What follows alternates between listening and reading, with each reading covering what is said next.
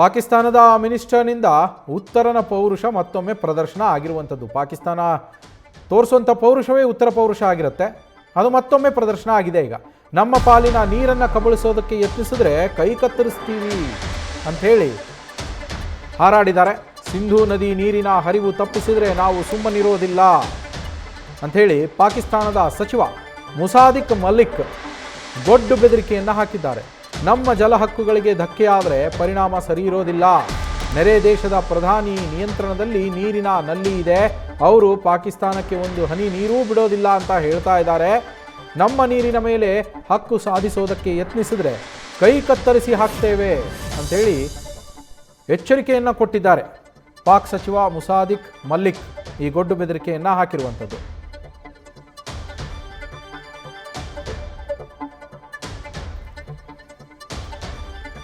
ಸಿಂಧೂ ನದಿ ನೀರಿನ ಹರಿವನ್ನು ಭಾರತದಿಂದ ಪಾಕಿಸ್ತಾನಕ್ಕೆ ಹರಿಯುವ ಸಿಂಧೂ ನದಿಯ ನೀರನ್ನು ನೀವೇನಾದರೂ ನಿಲ್ಲಿಸಿದರೆ ನಾವು ನಿಮ್ಮ ಕೈ ಕತ್ತರಿಸಿ ಹಾಕ್ತೇವೆ ಅನ್ನುವಂಥದ್ದು.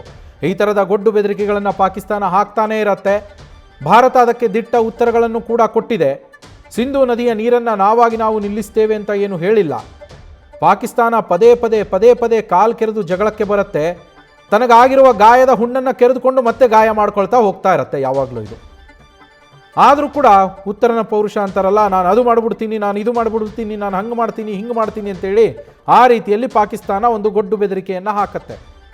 ಅವರು ನೇರವಾಗಿ ಯುದ್ಧ ಗೆಲ್ಲೋದಕ್ಕೂ ಆಗದೆ ಕದ್ದು ಮುಚ್ಚಿ ಉಗ್ರರಿಂದ ಅಲ್ಲಿ ಸಂಚುಗಳನ್ನು ಹೂಡಿ ಬೆನ್ನಿಗೆ ಚೂರಿ ಹಾಕುವಂತಹ ಕೆಲಸವನ್ನು ಮಾಡುತ್ತೆ. ಈಗಲ್ಲ, ಇತಿಹಾಸವನ್ನು ತೆಗೆದು ನೋಡಿದರೆ ಪಾಕಿಸ್ತಾನ ಪ್ರತಿ ಬಾರಿಯೂ ಬೆನ್ನಿಗೆ ಚೂರಿ ಹಾಕ್ತಾನೆ ಬಂದಿರುವಂಥದ್ದು. ಅಂತಹ ಪಾಕಿಸ್ತಾನ ಕೈ ಕತ್ತರಿಸ್ತೇವೆ ಅನ್ನುವ ಗೊಡ್ಡು ಬೆದರಿಕೆ ಹಾಕ್ತಾ ಇದೆ ಭಾರತಕ್ಕೆ. ಸಿಂಧೂ ನದಿಯ ನೀರಿನ ಹರಿವನ್ನು ತಡೆದ್ರೆ ಪಾಕಿಸ್ತಾನದ ಸಚಿವ ಮುಸಾದಿಕ್ ಮಲ್ಲಿಕ್ ಈ ಒಂದು ಬೆದರಿಕೆಯನ್ನು ಹಾಕಿರುವಂಥದ್ದು. ನ್ಯೂಸ್ ಫಸ್ಟ್ ನಿರ್ಭೀತಿಯಿಂದ ನಿಮ್ಮ ಪರವಾಗಿ.